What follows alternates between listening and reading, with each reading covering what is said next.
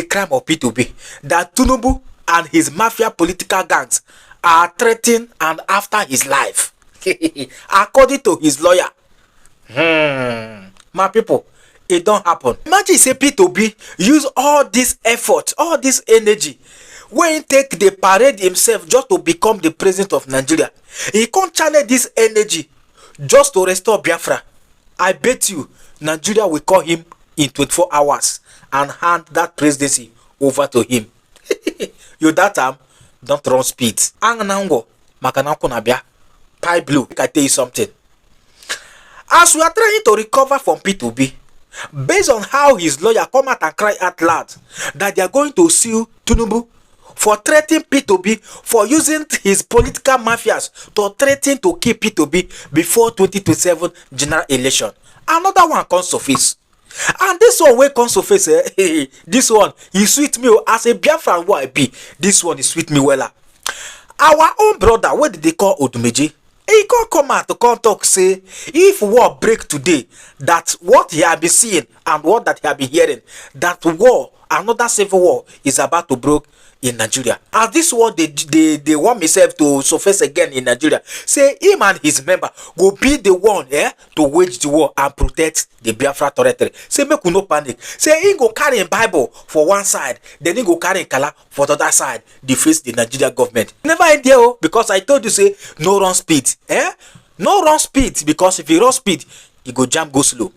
As we just they try to recover from Odumeje old, Nai Enoch Adibeyu, the Dadijio of Redeem, comes scatter everywhere. It tumble everywhere upside down. No run speed. Anganango makananko nabia. Yes. Makadi mama onochagwa rubosi. Calm down. It's not yet over. In as much as say na the news wey concern unite our people, we know they play. In the wine, now we dey here. Watch the full video. Don't go anywhere. Invite your friends. We want to tell the whole world that Mr. Peter Obi, the presidential candidate of the NDC and our principal in the obedient movement, he has alerted the whole world that his life is under threat by the Bola Tinubu administration, by the government and the agencies of the Tinubu administration. And we are here simple. We have come to court to enforce his fundamental right, and we are praying that he should be provided adequate security. We don't want another Funsho Williams in Nigeria. You people know that of recent, Peter Obi, in a very viral video, claimed that he won the 2023 presidential election. He said it, it's online, you Google it. He said that he won the 2023 presidential election. And the implication is that Tinubu and the former INEC chairman Yakub Mahmoud stole his mandate, and Peter Obi is warming up to reclaim his mandate in the 2027 presidential election. And it's a similar scenario that happened in Lagos State, like more than 20 years ago.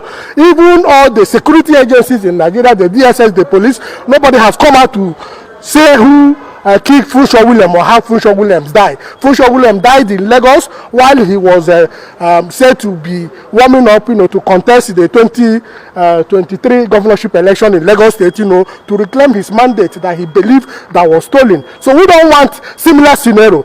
Peter Obi must not be another victim of political assassination. He must freely go to any part of the country, to campaign and engage people.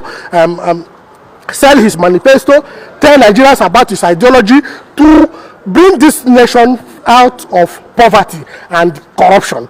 Peter Obi is genuinely committed, to not just taking Nigeria from production from consumption to production, but is committed to end corruption in this country. And of course, over the weeks, you know what is happening with our budget. You now know that our budget is now a statute of fraud. What we call annual Nigerian budget is now an instrument of fraud. You can see the fraud, from the first page to the last page. You can see that what we have in the Nigerian budget, from the unknown agency to Bajabi Amila telling upstream regulation agency to withhold certain amount percentage, for campaign funding, from even the governor of Imo State deducting from source the allocation that is meant for the 36 states of the federation, and they're using it to fund the city movement ambassador or whatever, or poverty movement ambassador. So they are committed, to continue to impoverish Nigerians beyond 2027. And we are here to alert the whole world that nothing must ever happen to Mr. Peter Obi. That is why we have approached the Federal High Court to enforce his fundamental rights. We also joined the rascal called the governor of Edo State. In this matter, he has publicly warned Peter Obi not to come to Edo State to campaign. That when Peter Obi is in Edo State, that his life is not, his security is not guaranteed, and that Peter Obi must take permission from him. And we are saying, under the 1999 Constitution, the governor of Edo State or any other governor in this country does not have such right. As the campaign will soon commence, Peter Obi has the constitutional right as a citizen of Nigeria to go any part of the country to campaign, sell his ideology, say his manifesto to Nigerians who are ready to embrace the message of a new Nigeria that will be possible, a new Nigeria that will lift the country from consumption to production, a new Nigeria that will be corrupt free, that will put an end fictitious projects, like we are witnessing, in our budget, which I will now rather prefer to call a statute of fraud, an instrument of fraud. Majority members of the National Assembly conniving with the executive arm, to insert fake projects, into our national budget and continue to embezzle our common resources while the people continue to suffer. That is why we have approached the court, for the court to assert the constitutional right of Mr. Peter Obi to be given adequate security. We are saying that the president is the president is the first defendant, the attorney general is the second defendant, inspector general of police, the director of DSS, and the commandant general of the security and civil defense corps, and the governor of Edo State that has openly threatened Mr. Peter Obi not to cross Edo State without his permission. And we are saying that the president, as the commander in chief and the chief security officer, has the constitutional duty, to direct the police, the DSS, and the civil defense to provide adequate security for Mr. Peter Obi. And we are saying, on no account should Mr. Peter Obi become another victim of political association. We don't want another Funshaw Williams, because Mr. Peter Obi is warming up to reclaim his mandate. He has openly said that he won the 2023 presidential election, and the implication is that Bola Tinubu and Yakub Mahmoud stole his mandate. And we are ready, he will reclaim it by the grace of God, with the support of Nigerians. We are sure and we are hopeful that he will reclaim his mandate. So that is why we have invited you. We will give you copies of the motion on notice and the affidavit in support of the application. Thank you so much. I am a warrior in Igbo land. A warrior. I got daketa. I will for Kaburu Bible. Will for Kaburu Igwe. Yes. I got daketa. I want Gano Diara. Obodo and a warrior. I'm going to be apologizing for making a mistake, for saying that if you don't pay tithe, you might not make it to heaven. I'm sorry, that's wrong. That's not in the Bible. What the Bible says is, ye have peace with all men, and holiness, without which no man shall see God. Now, let me tell you. Listen to me. It is possible to be right and wrong at the same time. I prove it to you. I'm a scientist, so I know that. For years, we taught that light travels in straight lines. Now, is that correct? At least those of you who know a little bit of physics will say, sure, but light doesn't bend. Hello, everyone. Welcome. My name is Michael with Noir TV, where we discover truths beyond borders. We're so happy to be with you live here now with Mr. Peter Obi. Mr. Obi, I know you're a very busy man, so I want to thank you so much for giving us your time with us today. If it's okay with you, I'd just like to ask you a couple of questions here, and then we're going to allow our live audience to ask you some questions as well, and you can share your message and feedback with them. Sound good? Thank you very much. So jumping right in, Mr. Obi, you recently had some statements in which you have mentioned you were fearful for your life.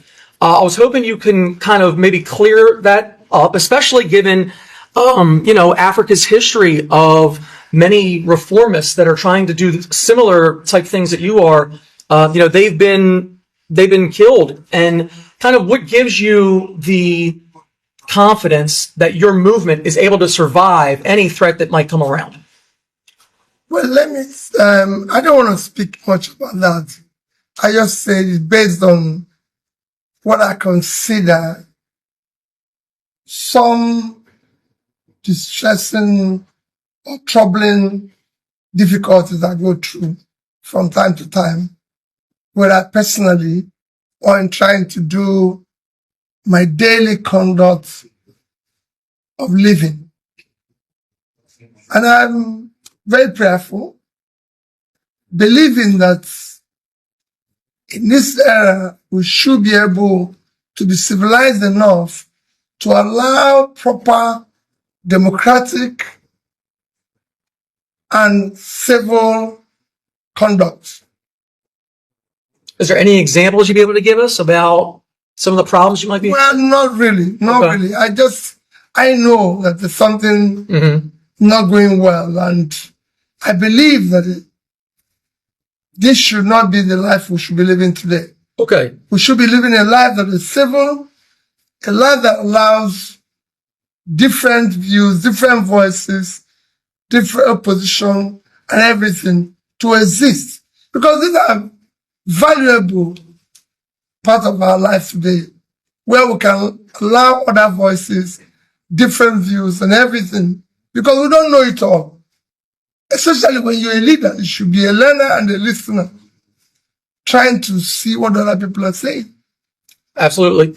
So kind of hinting on that, I wanted to ask you about a recent interview that I had to speak briefly with Congressman Riley Moore here. I'm not sure if you're aware of his position, but he basically has pushed some legislation and funding restrictions over the persecution of Christians in Nigeria. Now, it's not a law just yet, but he did recently in a House Appropriations Committee, recently as in the last 2 weeks, suggest very strong language that's put into a bill in which there can be certain conditions in which the United States security assistance to Nigeria becomes a much more concerted and strong effort. My question to you is, do you welcome that kind of external pressure that might be coming in to make things right, or is it something that Nigeria needs to be able to handle and solving that crisis on their own without foreign intervention? It depends on which crisis you're talking. Whenever you talk about insecurity in Nigeria, I always said it affects everybody, every tribe, every religion. And whatever we can do, including foreign intervention, to help us to secure Nigeria properly is welcomed. I don't think we have a peculiarity with different tribes, different religion. People are being kidnapped across, people are being killed across. There's insecurity that requires urgent, first, the government commitments, political will, and then, of course, our friends can help us to sort it out. We have helped other nations in the past to keep peace and secure them. Nigeria, if you look at our history, you'll see that our military have been part of peacekeeping globally. So, if we have, and we're going through troubled times, we welcome it as well. So you mentioned about the kidnapping. There was something that I wanted to kind of hint on for that. So I want to ask you directly, do you believe that current President Tinubu has allowed politics to interfere with his responses to those security crises that are occurring where we're seeing kidnapping? I mean, some of these children have been kidnapped now for 30 days or more without a particular government response. It's not just him. All of us leaders have failed in our responsibility to be able to secure. He is number one. But all of us are not doing the right thing. We've allowed politics to be at the forefront. It shouldn't be. We can have our children in the bush for 50-something days, including their teacher, beheaded, and we're still talking about politics. For me, if I was in charge, it would not happen. You can guarantee that? Yes, never. I will not have, because I'm a father. If my child is in the bush, I don't think as a father I'll sleep. And that should not happen to any child.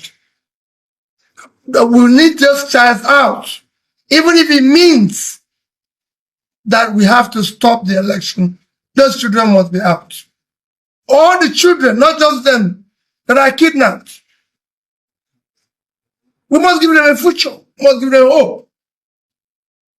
Yeah, I think that's an important message for sure. Now, this may be my last question because I know we started a little late and I want to make sure we get to the audience and any of their questions that they may have. But, speaking about politics here, obviously the election's coming up. Now, you ran in the prior election for what many people would consider a very successful race.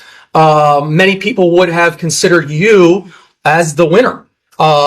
However, there are certain constituents that were in place that may have denied the actual presidency. If something like that were to happen again in 2027, where the election becomes disputed, but Nigeria's oil exports kind of continue uninterrupted and military funding stays at similar levels, do you see or believe that Western governments will become more incentivized to have a more interference to understand what's actually going on and to find the level of corruption that's really happening? Or do they prioritize their economic interests above democracy? Well, for me, I wish something like that doesn't happen. We must, I think we all do. We strive to have free, fair, and credible election. It is time that starts happening in Nigeria.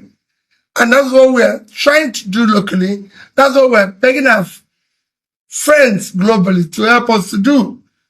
Because we need it. We've reached a point where we can no longer continue on the path we are walking now. All right. Shebi na don hear am. Una don confirm am say yes. Na so it take happen. Don run speed. Makadi Amama on Chagwarubosi is either Biafra or nothing. I come in peace. Yes, I come in peace. If you love what we do here in this Global Love Channel TV, please don't hesitate to touch a hand for subscribe button, like and turn on the notification bell so that whenever we upload a new video like this, you'll be the first person to be notified. And in doing that, you are encouraging us to do more because togetherness, we shall save life together. Africa is always a great continent, and in Biafra, Africa rise the more. Till next time, see you in my next video. Bye for now. Thank you.